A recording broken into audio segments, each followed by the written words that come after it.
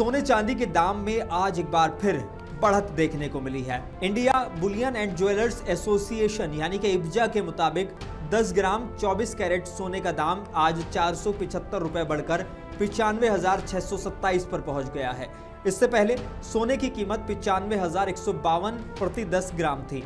वहीं चांदी का भाव बढ़कर 1128 पहुंच गया है, जो 97,653 हो गया है। इससे पहले चांदी का भाव 96,525 रुपए प्रति किलो था।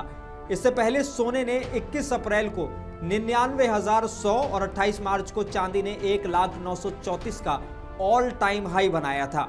इस साल यानी कि 1 जनवरी को अब तक 10 ग्राम 24 कैरेट सोने का दाम 76,162 रुपए से 19,465 रुपए बढ़कर 95,627 रुपए पर पहुंच गया है। वहीं चांदी का भाव भी 86,017 रुपए प्रति किलो से 11,636 रुपए बढ़कर 97,653 पर पहुंच गया है। वहीं पिछले साल यानी 2024 में सोना 12,810 रुपए महंगा हुआ था।